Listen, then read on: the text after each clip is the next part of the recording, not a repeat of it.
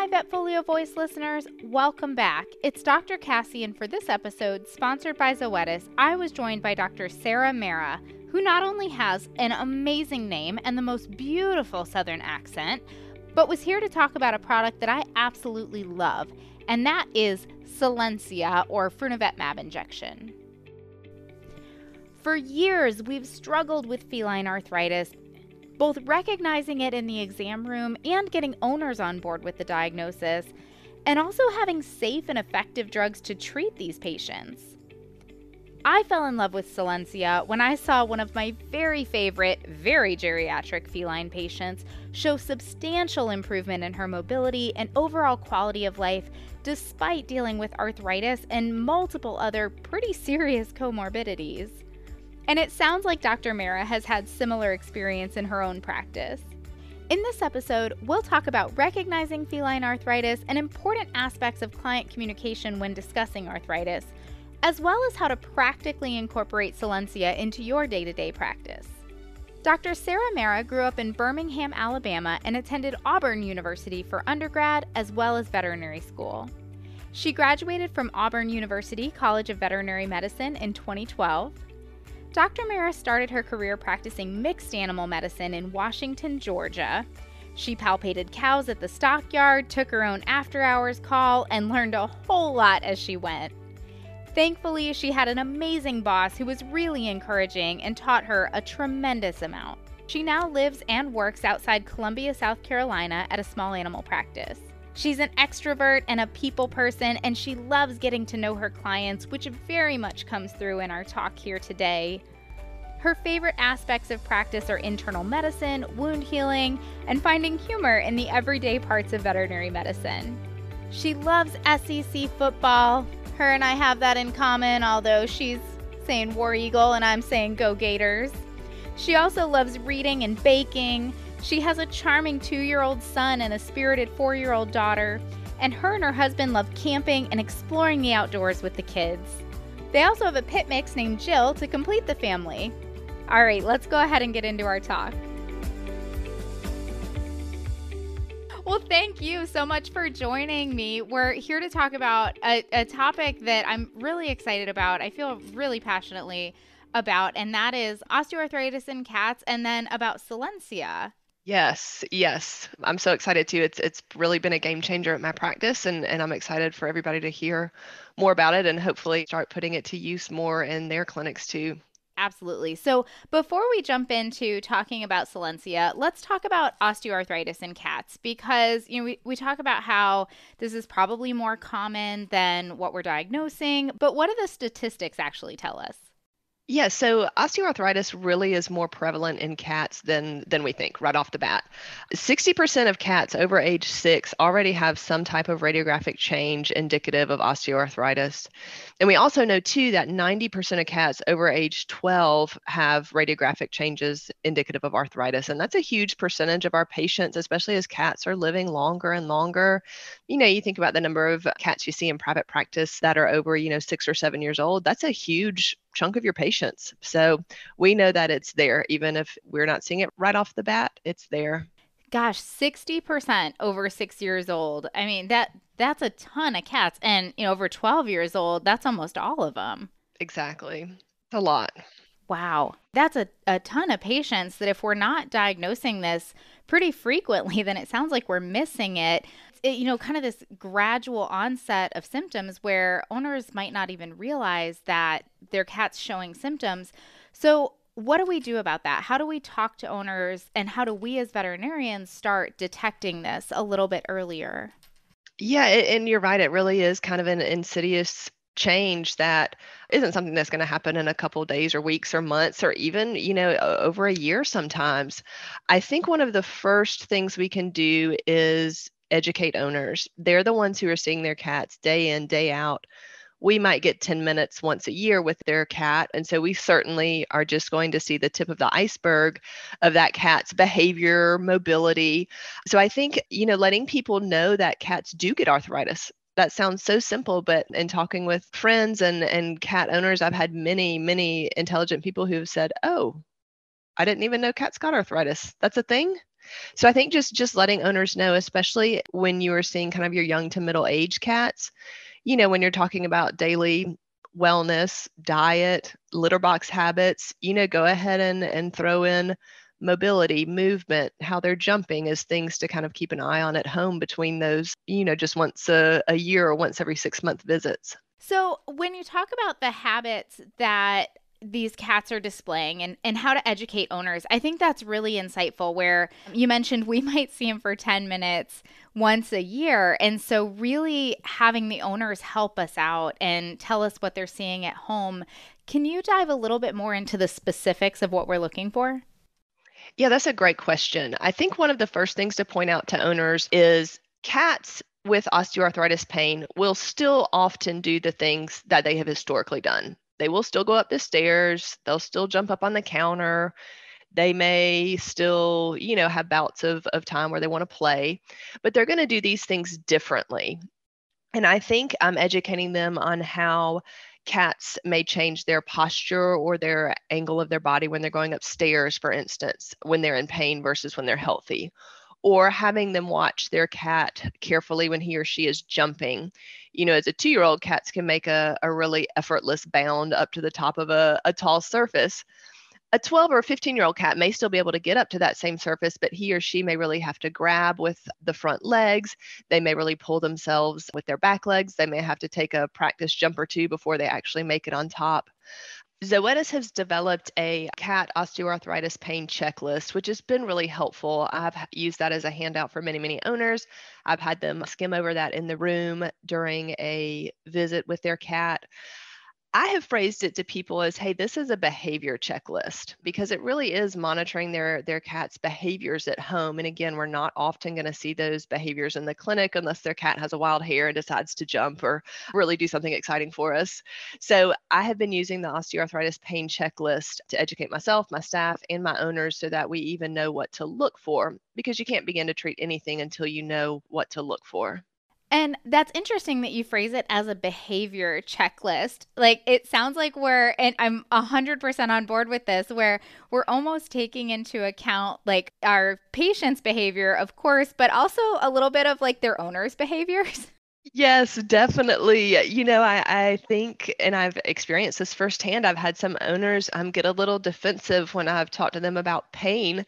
I think, number one, they don't want to feel accused, that they haven't been taking good enough care of their pet, or that something bad has been going on that they haven't noticed. And that certainly is not the case at all. But also, too, with kind of the lack of understanding historically that surrounded osteoarthritis pain in cats and the understanding of that condition, people just really don't know it's out there. And so, I've handed this checklist to folks and said, I have some information about pain for you to look at. And they've handed it right back and said, well, my cat's not in pain. I don't need this, but thank you. And that It's was so certainly a true. dead end for me. So I really do like phrasing it as a behavior checklist, because that's what it boils down to, is how is the cat behaving at home? How are they moving?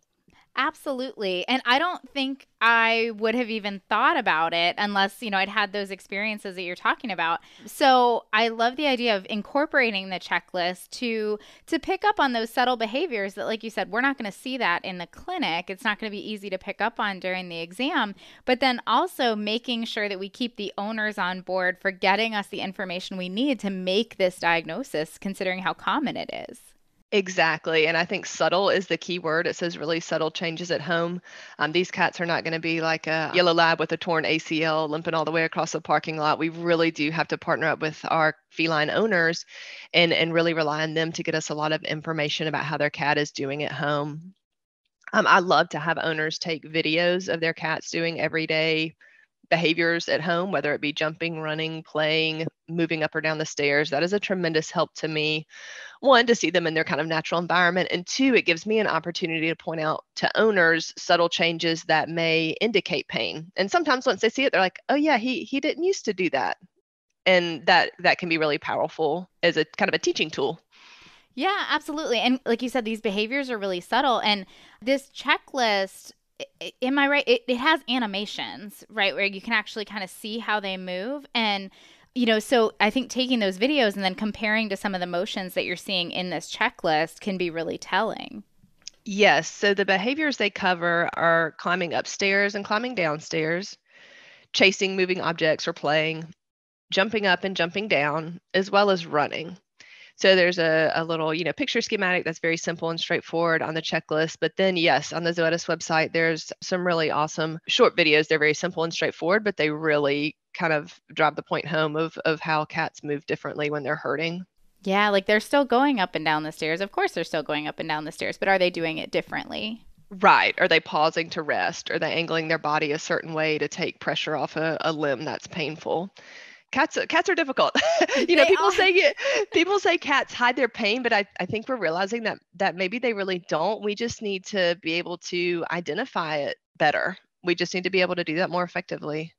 Really insightful. Yeah, to say it's not that they hide their pain, they just present it differently from, how maybe we would or maybe a dog would where, dogs are a little more of an open book in some regards and Definitely. Definitely. yeah, maybe cats are more of that than we give them credit for. They just do it a little differently. 100%.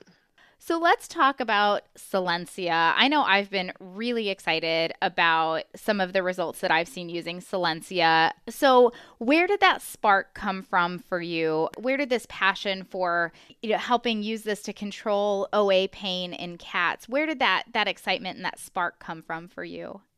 Yeah, so really just hearing about Silencia for the first time, probably about a year ago, I thought, whoa, this is something really different. This is different. And it's funny because I've always been a dog person. I love dogs, grew up with dogs, I have dogs. But I had noticed in exam rooms, seeing a lot of middle-aged and older cats that they were uncomfortable, but it was so often passed off by the owners and by me as just, oh, he's getting old. Oh, she's just grumpy. She doesn't even like to, do XYZ anymore. So, it was kind of like we know something's not right, but I didn't really have the right tools or the medications that I felt were safe and effective to be able to treat those pets. So it kind of just got glossed over. So when I heard about Solensia, I thought, all right, this is something we need. Like I thought of so many patients I had treated, seen for annual visits, seen for other sick visits that were definitely in pain with, muscle wasting on their back legs, overgrown claws, difficulty moving in and out of their carriers. And we treated whatever other condition they were in for, say maybe a UTI or ear infection or whatever it may be. And that pain component just got ignored. So when I heard about Solensia, I thought, yes, like we need this. We need this. My patients need this for their quality of life. Yes, and I think you hit the nail on the head there where, we're seeing these patients and it's like, yeah, there's this discomfort, but I don't have the answer. I'm not quite sure what the best way to manage this is. And so to have something that's safe and effective for them, super exciting. Yes, and especially seeing those cats where an owner cannot give medication at home. Like that is not even on the table. Or a cat with, chronic kidney disease where an NSAID is a little bit risky. Some patients right off the bat precluded themselves from any oral medicine, no matter what it may be. And that's most of the options we had available prior to Solensia. So, yeah, just the fact that it was just a really novel formulation as well was really exciting to me. Absolutely. And then when you did implement it in your own clinic, it sounds like you have kind of developed some techniques like how you present this checklist, how you talk about Solensia. Can you talk about how this flows in your own clinic? How do you use Solensia in your patients? So, right off the bat, I try to remind my receptionist to mention to our owners of middle aged to older kitties when they're making an appointment that, hey, Dr. Mayer is probably going to talk with you about arthritis. They're going to get your pet's vaccines updated. They're going to do some lab work. Introduce it just right off the bat. I also like when one of my technicians goes in an exam room to get an appointment started for a cat, that they do give the owner the behavior checklist to kind of look over while they're waiting on me to get in the room. That way they've already kind of skimmed it. They can be formulating any questions. And then I will, I rely a lot on those statistics, looking at a cat's age, just to say, hey, if we're playing the odds, like your cat's 13, he or she is the exception to the rule if he or she does not have arthritis. And I also do try to notice things on the exam and point out to the owner, your cat's not been grooming around his back end. He used to be really good at that. Or, gosh, I notice his muscles aren't so thick back here. I think he's not bearing his weight well. So I try to incorporate my entire staff and educate them so that the owners of these cats are not just hearing a one-off sentence from me about management of osteoarthritis that they've heard the receptionist mention it. The technician has given them a handout, a very good visual aid to look at. I've talked about it. So kind of hitting them on every level, if you will. Don't they call it like the rule of 7 or something like that, where somebody has to hear something 7 times before it sinks in? Yes, definitely. And I do have some owners who will look at the checklist and really say, I don't think my cat needs it right now. I don't think they need this. And that's okay. Usually what I'll do is give them the solenciavetteam.com website. The animations are there. I will ask them to video their cat over the next couple days or a week. Send me some videos of them moving around at home. And then, do a callback maybe 1 or 2 weeks later. What have you noticed? What do you think? Here's what I saw in those videos you sent. And determine, hey, yeah, we do need to get them back in. Or look, his or her mobility is quite good. She's in that slim 10% that doesn't need anything right now. And that segues perfectly, because that was going to be my next question of follow-up for these guys, because we know that can be a real challenge in our feline patients. They're not always the easiest to get to the vet because they do, either hide their pain or present it in a way that's not as easy to interpret. It can be really easy to, okay, I took them, they got their shots, on to next year's visit, as long as they can keep themselves out of trouble. So how do you follow up with these guys in a way that really keeps those owners on board? I love the idea of having the owners, send videos and really doing that follow-up and comparison. Any other follow-up tips that you have? There are some great social media posts and emails that Zoetis has developed to kind of keep this control of osteoarthritis in people's minds. So that's a good way to follow up, even in a way that you can message a lot of owners at one time or have a lot of people see your Facebook page at one time.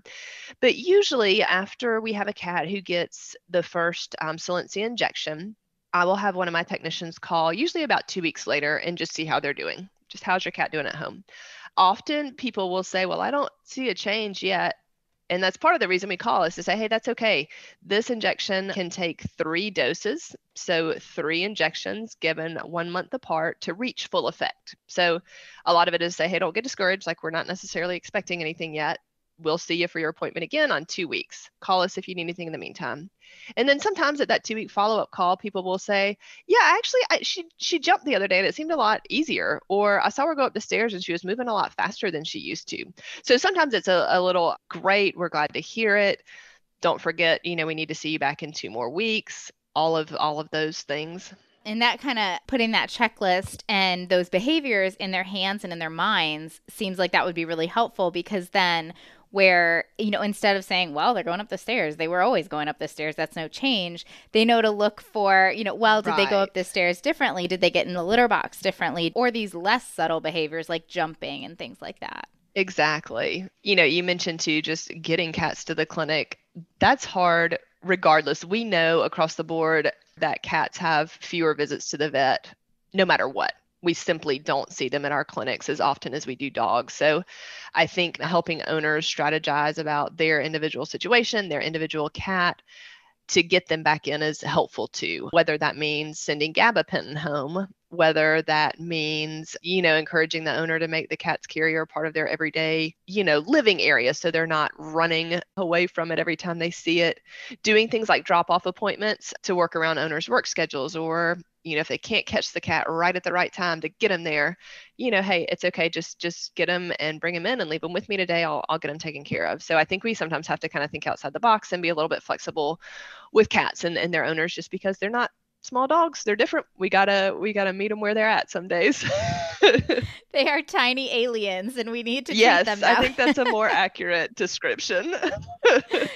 I was talking to my daughter and she was talking about dogs coming from wolves and all that. And she goes, but Mom, where did cats come from? And I was like, I don't know, outer space? Like, do we even really know? No, I don't know. Like but I love them so much. Yes. Yeah. So I love that we talked a little bit about some of the challenges that owners can have with bringing cats to the clinic, because those are all excellent suggestions as far as really accommodating and making this an easy treatment to get on board for our cat patients. What about other obstacles to treatment? Are there any other obstacles to treatment with Solensia that you see, and any advice for dealing with those? I think the main hurdle I've run into is just owners really not thinking that their cat is in pain, or just not thinking they need it. I lean heavily on the statistics and let them know, especially for these cats over 12, odds are your cat is dealing with some type of arthritis pain. Let's give this a try. It's a very safe injection. The safety studies are amazing. It's been studied in iris stage 1 and 2 kidney cats, so I feel safe giving it to those kitties. And a lot of times, if I can just get owners on board for the first injection, they will begin to see a difference and they will come back. I have had several people, even some of the very first Solensia patients that I had last summer, whose owner said, I was skeptical of this, but now like this has been a game changer. My cat is so different. I'm so thankful for this. Oh, do Yeah. you run into obstacles within the clinic as well, not just with pet owners? At first, yes. So I will say, and even for me, like any new medication is a little scary. Like giving an injection Sure. of something you've never given for the Yeah. first time is a little nerve-wracking. And so I think my techs were a little nervous, about how do we draw this up and does this stay in the refrigerator? Just some of the very basic questions you have about any medication, and those things are perfectly reasonable. And then too, just like my owners not recognizing cat pain very well, me not acknowledging it very well. My techs weren't really used to having that discussion either. I mean, they can discuss fleas and ticks like champs. They know all about giving someone a spiel before a spay or a neuter, but this kind of talk about pain was different. So it's been kind of cool that we've all educated ourselves at the same time, and they'll come to me sometimes with questions. My team is amazing, and sometimes I can give them the answer, and sometimes I say, you know what, I'm not sure, I'm going to look into that for you. So it's really been a little bit of a hurdle just with the newness of it, but it's turned into a really good learning and teaching experience for our clinic, I think. Absolutely. And I would agree with you. The first time I gave it, I was like double and triple checking just one vial. Okay. And the dosing is really easy, one vial or It's two so vials. easy. Oh my gosh. Yeah.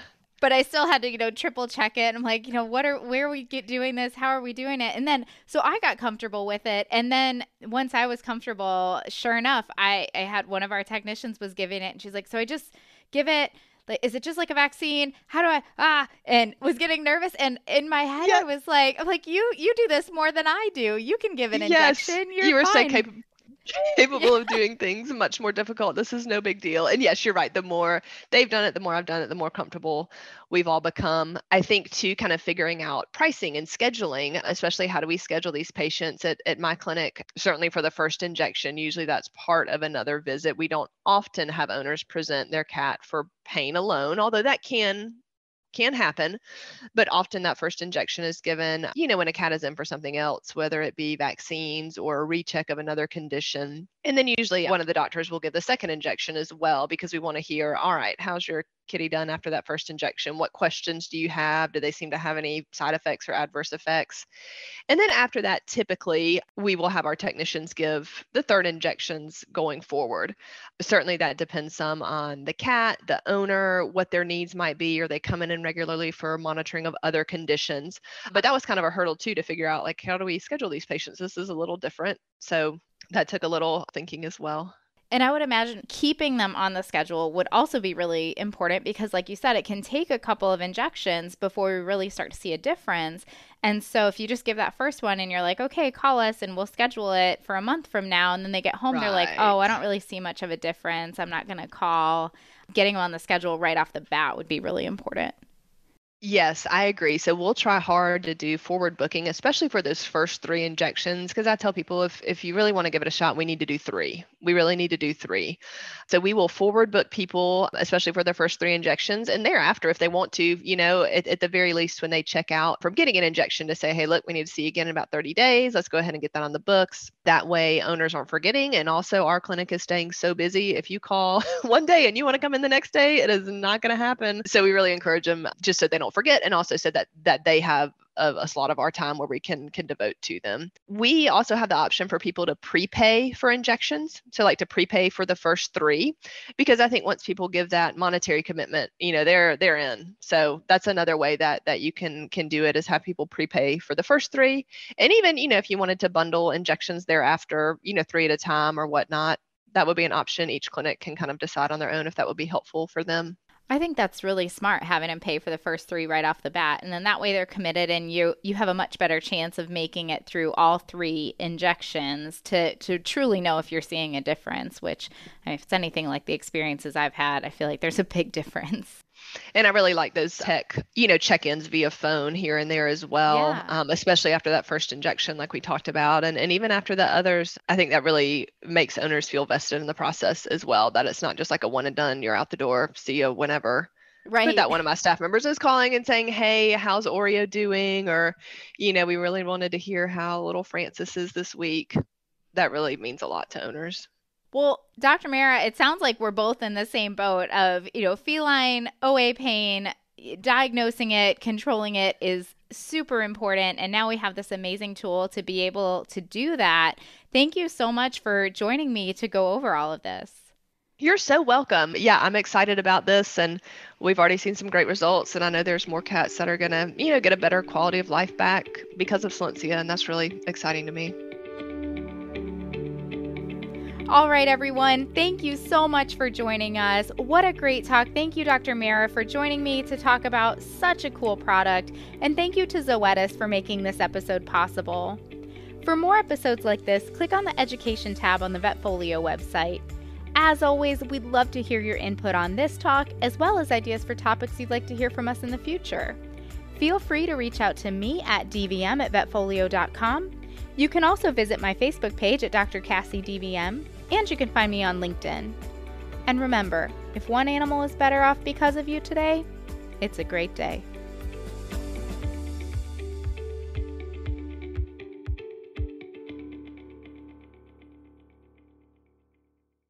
Important safety information. Solensia is indicated for the control of pain associated with osteoarthritis in cats. For use in cats only. Women who are pregnant, trying to conceive, or breastfeeding should take extreme care to avoid self-injection.